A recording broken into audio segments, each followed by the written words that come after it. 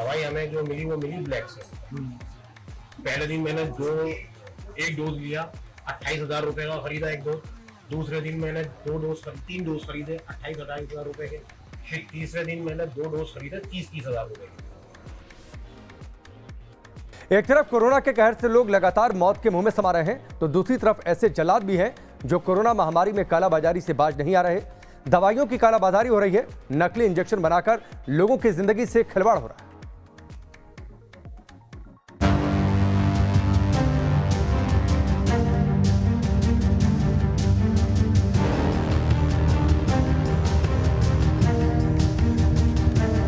नकली इंजेक्शन बनाकर जान से खिलवाड़, प्लाज्मा की कालाबाजारी, कई गुना पैसे लेकर ब्लैक में बेच रहे हैं दवाइयां, इलाज के नाम पर मुनाफाखोरी।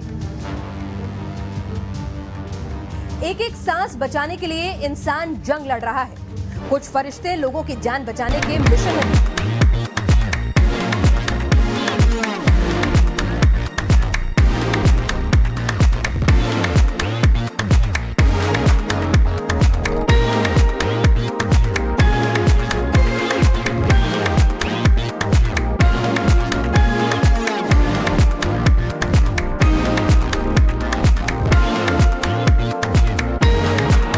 जो पहली वाली जो पॉडकास्ट है उसका बहुत बढ़िया रिस्पांस मिला लोगों ने बहुत पसंद किया।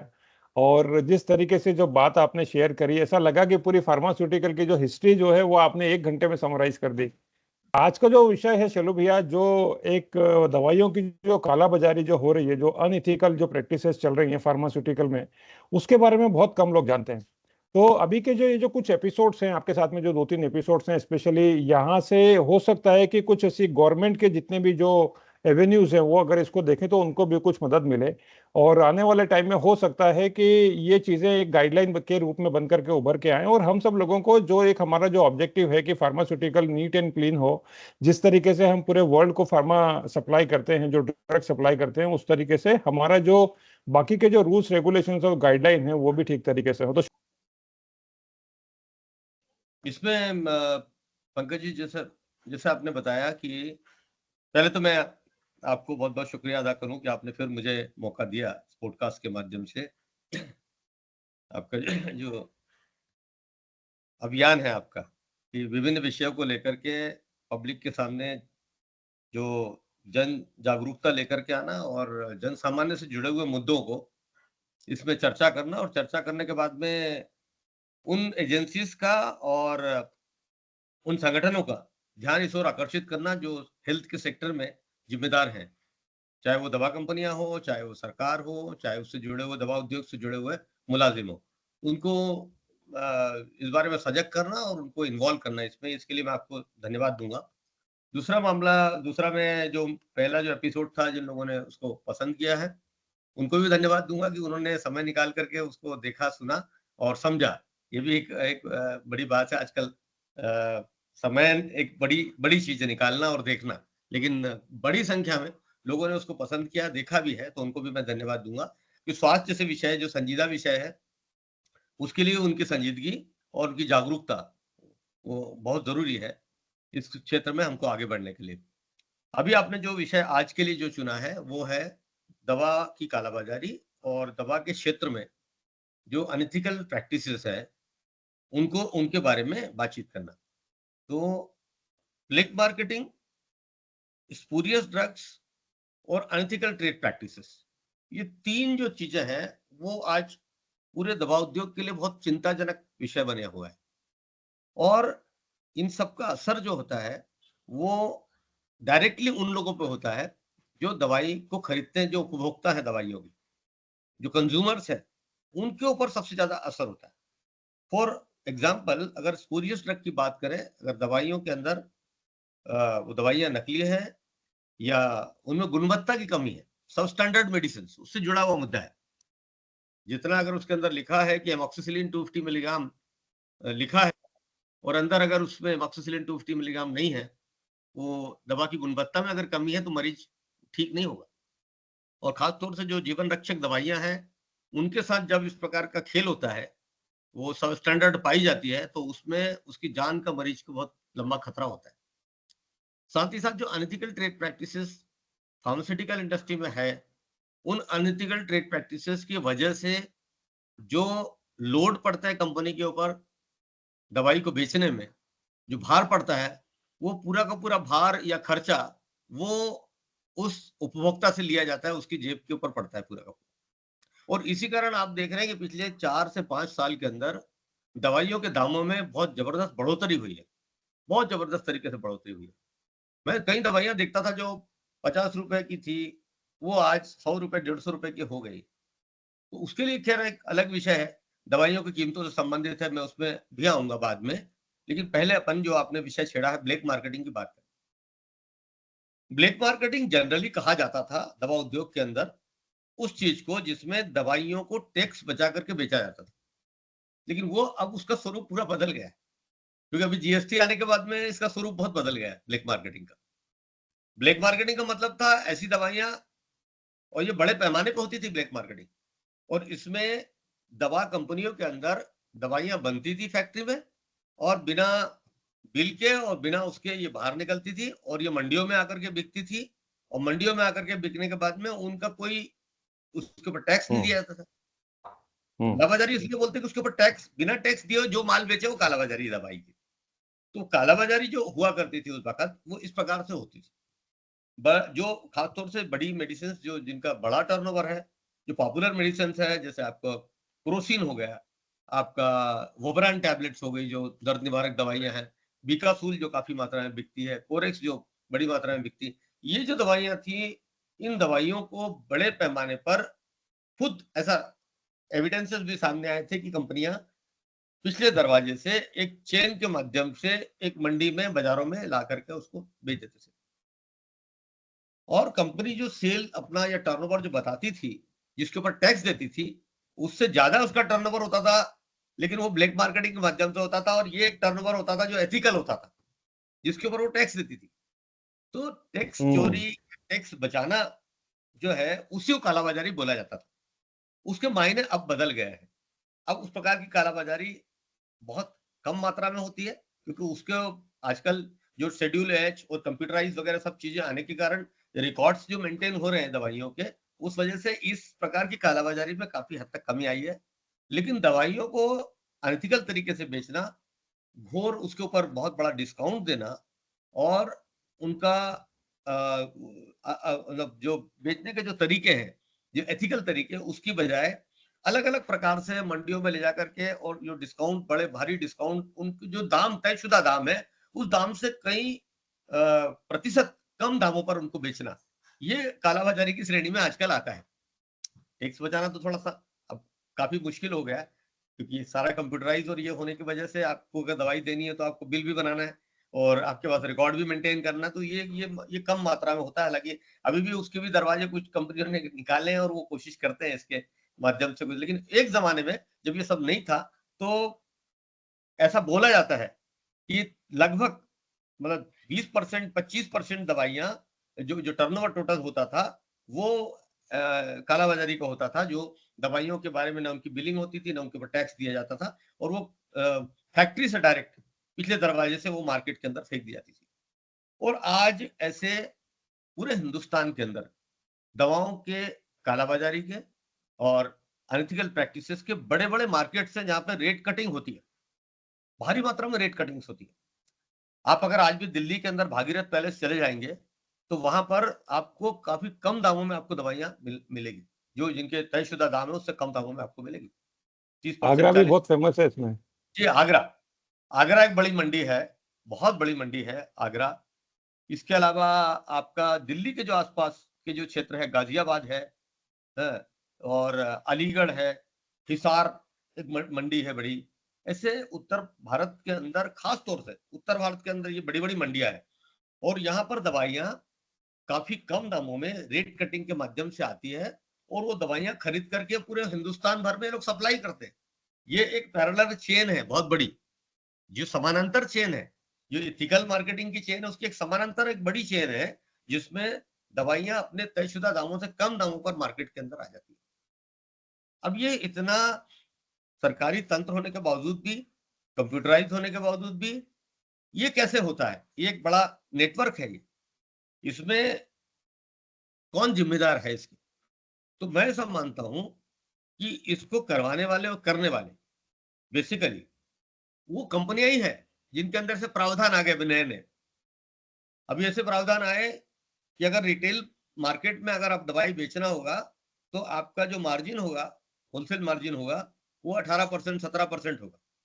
लेकिन अगर किसी उसी दवाई को उनको किसी नर्सिंग होम में देना होगा तो 40% कम उससे दाम में वो छूट में वो दे सकते हैं। 40% डिस्काउंट में वो नर्सिंग होम में देते हैं कि भाई नर्सिंग होम के नाम से सप्लाई होता है। अब होता ये है कि नर्सिंग होम के नाम से केवल बिलिंग होती है और ये पूरा का पूरा जो लॉट है ये नर्सिंग होम में न जा करके ये डायरेक्ट मार्केट के अंदर आता है। यही भागीरथ पैलेस, यही मंडियां, यही हॉकर्स, बड़े बड़े लोग हैं। मतलब मैं तो भोपाल में काम करता हूँ, वहाँ बड़े नाम हैं 3-4 लोगों के, जो आपको जब फार्मास्यूटिकल इंडस्ट्री की सेल्स क्लोजिंग या बाकी समय होता है तो वो आपको अलग अलग फार्मास्यूटिकल इंडस्ट्री की जो सेल्स प्रमोशन के लोग हैं या मैनेजर्स हैं उनके साथ में कोने में डील करते हुए मिल जाते, दिख जाते हैं हमको। वो आज भी है। और वही लोग हैं जो ये दवाइयां डिस्काउंट में खरीदते हैं और खरीद करके वहां ले जा करके मंडियों में इसको बेचते हैं और मंडी से पूरे हिंदुस्तान भर के अंदर ये सप्लाई होती है दवाइयां। तो इसी सप्लाई के अंतर्गत इन्हीं के अंदर इसका फायदा उठा करके जो स्पूरियस मेडिसिन बनाने वाले लोग हैं, क्योंकि इसका तो कोई बहुत ज्यादा रिकॉर्ड वगैरह नहीं होता है, तो स्पूरियस मेडिसिन बनाने वाले लोग हैं वो स्पूरियस दवाइयां इसके अंदर मिला देते हैं और उसी मिली भगत की वजह से स्पूरियस दवाइयां पकड़ में नहीं आती है। तो बड़े पैमाने पर जो मार्केट में जो बड़े ब्रांड है, पॉपुलर ब्रांड्स है, उनके स्पूरियस ब्रांड भी आपको मार्केट के अंदर मिल जाएंगे। ये एक मामला है। दूसरा मामला ये है कि हमारा जो ड्रग एंड कॉस्मेटिक एक्ट है 1940 का बना हुआ, उसके अंदर ऐसे कई झोल है या लूपहोल्स हैं जिनका फायदा उठा करके कंपनियां लाइसेंस ले लेती है, ड्रग लाइसेंस ले लेती है और थोड़ा सा सभी कंपनियों को ड्रग लाइसेंस मिल जाता है, उनको वहां पर वो गुणवत्ता के साथ में समझौता करती है और अगर उसके अंदर जितना लिखा जाता है उससे कम मात्रा में, क्योंकि जो ड्रग ट्रायल्स वगैरह होते हैं या रैंडम सैंपलिंग वगैरह होती है उस वक्त भी वहाँ जो सैंपलिंग लेने के बाद में उसका जांच किया जाता है, जांच करने के बाद में उसको नहीं पाया जाता, एक बड़ी लंबी प्रोसेस है। अगर कोई शिकायत करता है कि इस दवाई के अंदर उतनी मात्रा नहीं है तो फिर वो ड्रग अथॉरिटीज जाकर के उसको सीज करती हैं, फिर सैंपलिंग लेती है और उसके अंतर्गत अगर कम मात्रा में अगर मिला जाता है तो बहुत कड़े प्रावधान भी नहीं है उसके अंतर्गत। हम लोगों ने कई बार हमारे जो संगठनों के माध्यम से ये डिमांड किया था कि स्पूरियस ड्रग्स बनाने वाले लोग और कम गुणवत्ता की दवाइयां बनाने वाले लोगों के खिलाफ में कड़ी कार्रवाई होना चाहिए। कई बार हमने डिमांडेड कि वो तो एक कत्ल की तरह है, तो जो एक कत्ल की सजा है वो उस प्रकार की सजा इसके लिए होना चाहिए। लेकिन हमारे देश के अंदर जो कानून व्यवस्था है उन कानून व्यवस्था के अंदर ऐसी व्यवस्थाएं भी है जिससे कि अल्टीमेटली एक तो लंबा चलता है मुकदमा और कहीं ना कहीं निकलने के रास्ते मिल जाते हैं। तो लोग ऐसा कोई मामले बहुत सामने नहीं आते हैं कि जिसमें बड़ी सजा हुई हो। यहां नहीं, आप ये देखिए कि पूरे जो हिंदुस्तान से दवाइयां सप्लाई होती बाहर, 20% जेनरिक दवाइयां हमारे यहाँ से यूएसए के मार्केट में जाती है, लगभग 25 से 30% यूके मार्केट के अंदर जाती है और सबसे ज्यादा कंप्लेंट्स अगर यूएस एफडीए के वायलेशंस की है तो वो हमारी इंडियन ड्रग कंपनीज के ऊपर है। कुछ ही दिन पहले आपने देखा होगा कि एक कफ सिरप के खिलाफ, कफ सिरप को लेकर के एक काफी अमेरिका में या कहीं पर लोगों की डेथ हुई थी उसको लेकर, बच्चों की। से आम तौर पर हम देखते हैं हमारे देश के अंदर भी दवाइयों के लॉट के अंदर गुणवत्ता की कमी की वजह से और बाकी वजह से हम ये देखते हैं कि काफी लोगों को नुकसान होता है। कैंसर ऑपरेशन के दौरान हमने देखा कि कई बार आंखों की रोशनी चली जाती है।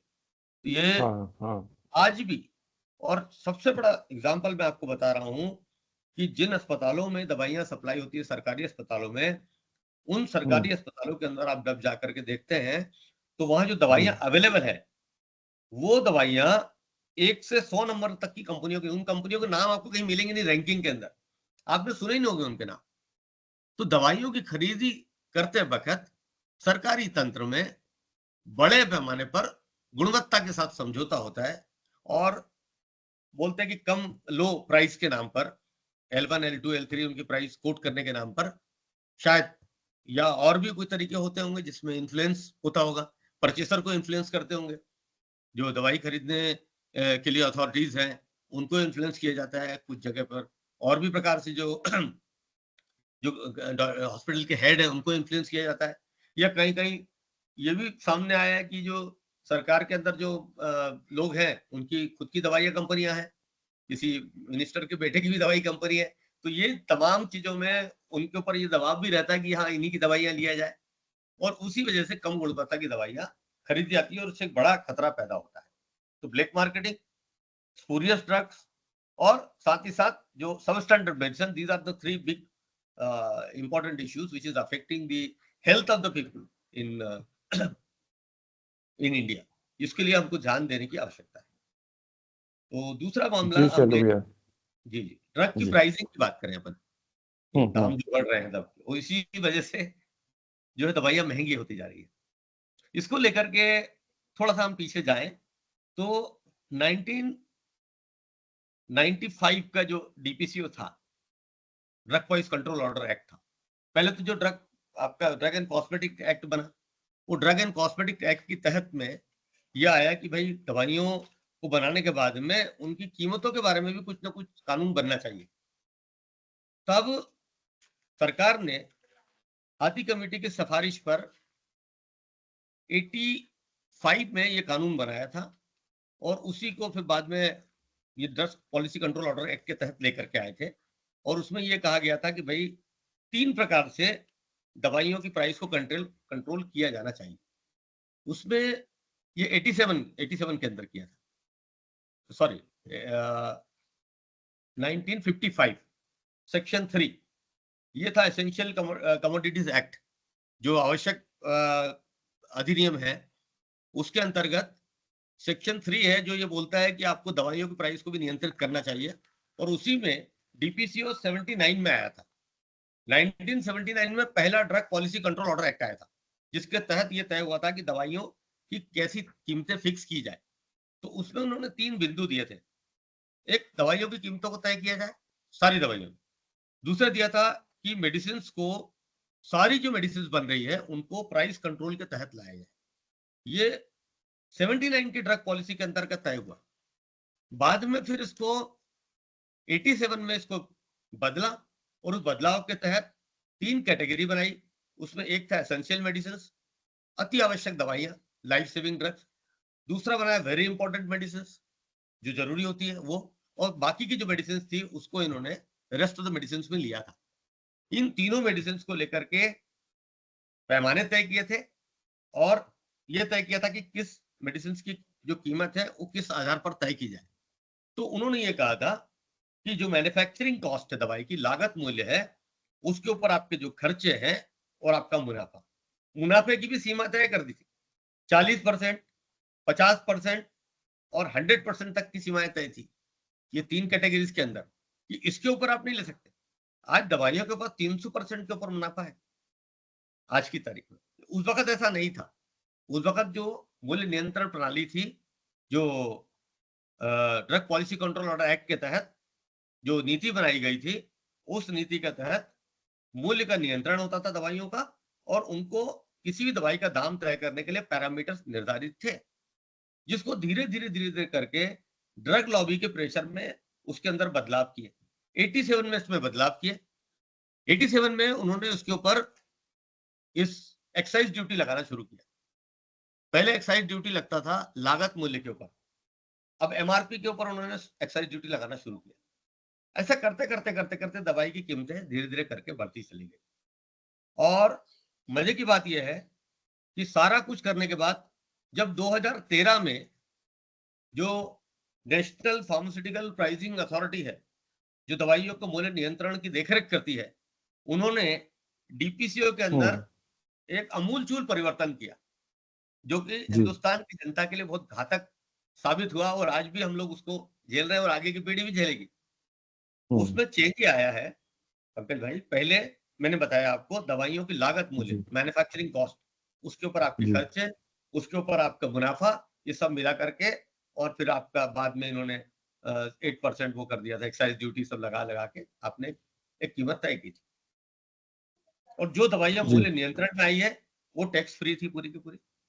और उसके ऊपर इसी कारण से आपको याद होगा उस जमाने में जब नॉरफ्लॉक्सासिन और सिप्रोफ्लॉक्सासिन जैसे फ्लोरोक्विनोलॉन्स जब डीपीसीओ के अंदर आए थे, तब 20 रुपए की दवाई हो गई थी 4 रुपए की। नॉरफ्लॉक्सासिन 18-20 रुपए की दवाई थी, वो 4 की हो गई थी। अब नई नीति आई। नई नीति क्या बोलती है? नई नीति में जो मूल्य नियंत्रण है उसको उन्होंने जोड़ दिया मार्केट के साथ में। उन्होंने ये कहा कि पर्टिकुलर कोई मॉलिक्यूल अगर है, एमॉक्सिसिलिन क्लेवेलिक एसिड है या कोई और मॉलिक्यूल है, तो इसके जितने ब्रांड्स मार्केट के अंदर है, अगर 1% भी शेयर हो तो वो भी उसको लिया जाएगा उसके अंदर। इन ब्रांड्स को आप, जिनकी जो प्राइस है ब्रांड्स की, किसी की 20 रुपया है, किसी की 22 है, 20 रुपीज है, किसी की 22 रुपया, किसी का 18 है, किसी की 25 है, ये सारों को लेकर के उनका एवरेज निकाला जाएगा, हाईएस्ट टू लोएस्ट एवरेज निकाला जाएगा। और अब जो एवरेज कॉस्ट होगी वो आपकी डीपीसीओ की कॉस्ट मानी जाएगी। इसका मैन्युफैक्चरिंग कॉस्ट से कोई लेना देना नहीं। उस पे दवा कंपनी के जो मालिकान है वो कितना मुनाफा कमा रहे हैं उससे कोई लेना देना नहीं है। कितना खर्चा आया उससे कोई लेना देना नहीं है। मार्केट के अंदर जो प्राइस है, उस मार्केट बेस्ड जो प्राइस है उसको तय करने का किया है इन्होंने। इसी वजह से जो दवाइयां अब मूल्य नियंत्रण में आती है वो ज्यादा सस्ती नहीं होती है। पहले जबरदस्त सस्ती होती थी, 20 रुपए की दवाई 2 रुपए 3 रुपए की हो जाती थी। लेकिन आज की तारीख में अभी हाल ही में जब इन्होंने एमॉक्सिसिलिन क्लेवेलिक एसिड जो काफी एंटीबायोटिक है, जो काफी यूज होता है आजकल इन्फेक्शन के लिए, उसको जब मूल्य नियंत्रण में लाए तो किसी कंपनी का 18 था, किसी का 25 था, किसी का कुछ था, और मूल्य नियंत्रण में आने के बाद में बामुश्किल वो आकर के 17 रुपए 17.5 रुपए का हो। पुरानी नीति अगर चलो रहती भैया, 4 रुपए का हो मुझे जाता।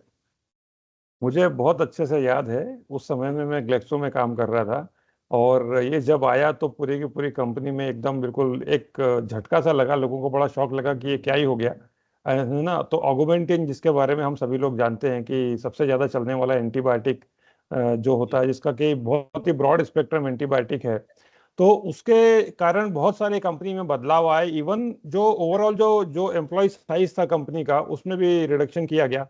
कंपनी फर्दर श्रिंक हुई क्योंकि कंपनी का ओवरऑल जो जब मेन ब्रांड जो है उसके ऊपर अगर ये इफेक्ट आएगा तो कंपनी कहाँ से लोगों को सैलरी और बाकी चीजें वो कर पाएगी, स्पेशली मल्टीनेशनल। और यही पॉसिबली एक कारण है कि जो बाकी के जो मल्टीनेशनल से जब उन्होंने ये देखा तो धीरे धीरे करके, जैसा कि हमने एक्सपीरियंस किया हमारे अनुभव में, कि बहुत सारी कंपनियां अपना जो है काम धाम सबमिट करके वापस जाने लगी। तो ये सारी चीजें जो है, जो मल्टीनेशनल्स के जो बिजनेस है, जो इंडियन कंपनीज के भी जो बिजनेस है, वो उनके ऊपर बहुत ज्यादा इसका प्रभाव पड़ा। जी चलो भैया, आप कुछ बोल रहे थे। नहीं, ये पूरा का पूरा किस तरफ जा रहा है एक्चुअल में फार्मास्यूटिकल मार्केट हिंदुस्तान के अंदर। जी जी। अब इस बीच में एक और बात आई। बात यह आई हम्म। कि दवाइयों की कीमतें बढ़ाने के कुछ नियम थे पहले, कि आप कितना कीमत बढ़ा सकते हो, कैसे बढ़ा सकते हो। अभी उसको लेकर के एक बड़ा बोला गया कि बड़ा पॉपुलर डिसीजन कुछ दिनों पहले गवर्नमेंट ने इसको प्रमोट किया था कि हमने ये तय कर दिया है, कैप कर दिया है दवाइयों की प्राइसिंग के ऊपर, कैपिंग कर दी है बढ़ाने को लेकर के। और हमने ये कैपिंग किया है कि एक साल में आप 10% से ज्यादा किसी दवाई की कीमत नहीं बढ़ाओगे। You can it more then 10%। हुआ ये कि कुछ दवाइयों की कीमतें तो 10% बढ़ाना लाजमी था, क्योंकि रॉ मटेरियल की कॉस्ट बढ़ती है और कुछ होता है।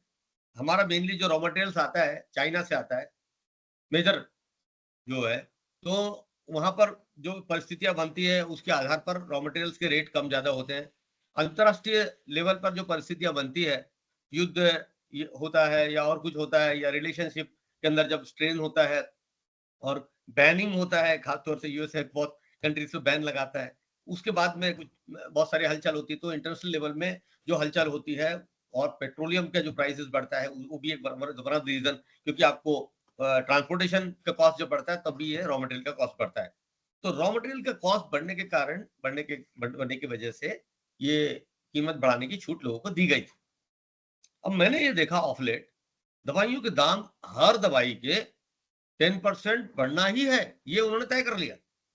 Now every company is increasing 10% price every year of every medicine. अब आप देखिए कि वो जो 2 रुपए 3 रुपए की पेन किलर्स हुआ करती थी, अब मैं देखा कि वो तो 5 रुपए 8 रुपए 10 रुपए तक पहुंच गई है। This is not affordable. लोगों को सरदर्द की दवाई अगर आप इतनी महंगी देंगे तो कहाँ से वो अफोर्ड करेगा? तो कीमत बढ़ने का कारण यही है। इन्होंने जो 10% का कैपिंग किया है, वो कैपिंग वास्तव में जब प्रैक्टिकली उसके ऊपर ये भी कैप करना था कि जब रॉ मटेरियल कॉस्ट बढ़े तो आप बढ़ाइए या उसके अनुपात में बढ़ाइए आप। लेकिन ऐसा कुछ भी चेक एंड कंट्रोल नहीं है एनपीपीए का। अब मैं बता रहा हूँ कि जैसे-जैसे जो नीति आई है उसमें it was one of the very strongest body. National pharmaceutical pricing authority was one of the very strongest body और उसके पास बहुत कुछ था। But now after these changes and amendments in various the systems, it has become a toothless lion. अब वो बिना दांत के शेर हो गए। उनके पास बहुत बिल्कुल कुछ सही रहा है। नहीं है कंट्रोल करने के लिए। हम्म। और जी। आप मैं तो बता रहा हूँ आप देख लीजिए दवाइयों का कोई अगर सर्वे कर ले कि हमने यही दवाई जो है आज से साल 2 साल पहले कितने में खरीदी थी और अभी कितने में खरीद रहे हैं। एक लैक्सेटिव है बहुत चलता है क्रीमाफेन प्लस, वो भी 150-200 रुपए का था। मैं देखने गया तो 365 रुपए 385 रुपए का हो गया। वन से उसका 200 ml का बॉटल है जो। तो आप वो कोई भी कफ सिरप मार्केट के अंदर आप जाएं 100 रुपए से कम कोई कफ सिरप आपको मार्केट में नहीं मिलेगा। बारिंग फ्यू 1-2 कंपनी के हो सकते हैं जो कंपनियां जहां आप जानी मानी कंपनी हो गई। 100 रुपए से कोई कफ सिरप नहीं है। और टैबलेट का बता रहा हूँ दाम में, आप अगर ये पैरासीटामोल जैसी टैबलेट्स या ऐसी टैबलेट, मैं सामान्य भाषा में बात कर रहा हूँ क्योंकि हमारे बहुत सारे व्यूअर जो सामान्य है, तो हाथ पैर दर्द की या सर दर्द की जो दवाइयां हैं वो 10 रुपए से कम में आपको कोई दवाई मिलना अब मुश्किल हो। एंटीबायोटिक्स के दाम धीरे धीरे करके 50 रुपए गोली आने की संभावना है, जो कि उस तरफ जा ही रहे हैं। 20 रुपए 25 रुपए से कम एंटीबायोटिक्स नहीं है। आयरन और इनके दाम तो और ज्यादा सर पे चढ़ गए। इन बॉटल अगर आपने दिया है तो 100 रुपए आप मिनिमम समझ लीजिए। लोगों का एक मानसिकता बनाने की कोशिश कर रहे हैं। If you purchase a syrup in a bottle of any for any disease, so it will not cost more than 100 rupees. And if you are going to purchase a tablet, that will not cost you less than 10 rupees. ये इस प्रकार की एक पूरा का पूरा माहौल बनाया जा रहा है दवाइयों के दामों के संबंध में। और इसमें जो क्रॉनिक डिसीज सेगमेंट की दवाइयां हैं उनके दामों में जबरदस्त बढ़ोतरी उनके दामों में भी हो रही है। चाहे वो डायबिटिक पेशेंट्स की दवाइयां हो, कार्डियक पेशेंट, उनको पता है कि ये बहुत जरूरी दवाइयां हैं। एक भी डोज वो मिस नहीं कर सकता। पेशेंट एक भी डोज को मिस नहीं कर सकता है। सरदर्द की दवाई तो एक मिस हो जाए, एंटीबायोटिक मिस हो जाए, लेकिन ये जो अगर कार्डियोवैस्कुलर मेडिसिन है या ब्लड प्रेशर की जो मेडिसिन है या डायबिटीज की जो मेडिसिन है, वो that can not be miss. और उसके ऊपर जो और डेडली डिसीज है, कैंसर की दवाइयों की कीमतें भी जबरदस्त बढ़ी। कुछ कोशिश बीच में गवर्नमेंट ने किया था उसके ऊपर, हम लोगों ने भी डिमांड किया था कि जीएसटी इस पे से हटाइए आप, मेडिसिन के ऊपर जीएसटी क्यों। तो कुछ दवाइयों से जीएसटी हटाया लेकिन उसका बहुत ज्यादा असर हुआ नहीं। स्टंट का जी। आप देख जी। को लेकर के भी कोर्ट में पीआईएल दायर हुआ था। जो हार्ट में जो इम्प्लांट होते हैं एंजियोप्लास्टी में, स्टंट का दाम जबरदस्त था उस वक्त। अभी उसका कुछ मूल्य नियंत्रण करने का कोशिश किया है, लेकिन दूसरे तरीके से अल्टीमेटली तो वहीं के वहीं ले जाते हैं वो लोग। 8,000 10,000 रुपए के जो इंस्टेंट्स है, उसको हाँ। आप स्टंट्स है उसको आप 40,000 50,000 में ले ही जाते हैं। और उसमें अभी आपने कैटेगरीज बना दी है कि ये इस कंपनी का है, ये इस धातु का बना है, ये इस धातु का बना है, इस धातु का बना है, वो करके आप हम्म। टोटल मिला करके एक एंजियोप्लास्टी आप 2 लाख रुपए से कम में नहीं लेके जाते। नहीं लेके जाते। ये बहुत बहुत बड़ी विडंबना है कि जब आप क्या पेशेंट आपके फादर या आपकी मदर जब आईसीयू में होते हैं तो डॉक्टर आपको ऑप्शन देता है कि भाई ये वाला स्टंट जो है ये बहुत अच्छी क्वालिटी का है। तो अब आप बताइए ऐसे समय पर जब आपका पेशेंट वहां पर है, कोई भी व्यक्ति ये नहीं चाहेगा कि उसके पेरेंट्स को या उसके कोई भी जो खास सदस्य जो आईसीयू में है, उसको सब स्टैंडर्ड ये थोड़ा सा इससे कम क्वालिटी का है, तो हेल्थ में कोई कॉम्प्रोमाइज नहीं करना चाहता। तो यही शायद कारण है कि एक बहुत बड़ा कि लोगों को लगता है, और इसी तरीके से जो हायर प्राइस है उसका कोई ज्यादा मतलब वो ओवरऑल जो है घूम फिर के कहानी वहीं पर आती है। चलो भैया, ऐसा कुछ क्या आपको लगता है कि आने वाले समय में क्या हमारी गवर्नमेंट को करना चाहिए as a being an responsible the pharmaceutical representative and the pharmaceutical leader, जो कि आपका पूरा ओवरऑल जो एक्सपीरियंस है अभी तक का, क्या ऐसी कुछ गाइडलाइन 2-3 हो सकती हैं जिसके माध्यम से इसको कंट्रोल किया जा सकता है? ये जो जितना भी मेडिसिन के जो मामले आ रहे हैं उनमें उसका जो इलाज पहले हुआ था वो था हमारा जो गवर्नमेंट सेक्टर की कंपनियां हैं, सरकारी दवा कंपनियां हैं। मैंने आपको पिछली बार बताया था आईडीपीएल है, कुछ वैक्सीन प्लांट्स हैं, इसके अलावा कर्नाटक एंटीबायोटिक है, गुजरात ड्रग्स है, ऐसे जो दवा उद्योग की, जो फार्मास्यूटिकल इंडस्ट्री की जो सरकारी दवा कंपनियां हैं, उनको पुनर्जीवित करना चाहिए और उनके अंदर जो दवाइयां बना करके और हिंदुस्तान की आम जनता को पहुंचाने की कोशिश करना, एक ये बड़ा अमूलचूल परिवर्तन हम यहाँ पे कर सकते हैं। दूसरा, जो पुराना जो सिस्टम था, जिसके ऊपर लागत मूल्य के ऊपर से जुड़ी हुई जो मूल्य नियंत्रण प्रणाली थी, उसको वापस हमको लागू गवर्नमेंट को करना चाहिए, ताकि मुनाफा जो है उसके ऊपर रोक लगा पाए। फार्मास्यूटिकल इंडस्ट्री के अंदर मुनाफे के ऊपर कोई रोक नहीं। 300%, 400% मुनाफा दवा कंपनियां कमा रही है, और ये मुनाफा वो सेल्स प्रमोशन के अंदर जो खर्चा हो रहा है, वो उसके अंदर भी इस्तेमाल कर रही है। और जो अनएथिकल ट्रेड प्रैक्टिसेस की बात मैंने आपके सामने की है, जिसमें दवाओं के सेल्स प्रमोशन के अंदर पिछली बार भी मैंने बताया था कि किस प्रकार से अनैतिक गतिविधियां चल रही है, उनको भी रोका जा सकता है। अगर उनको भी जी। रोका जा सकता है, अगर मुनाफा कम होगा तो वो इतना खर्चा वहां पे करेंगे नहीं।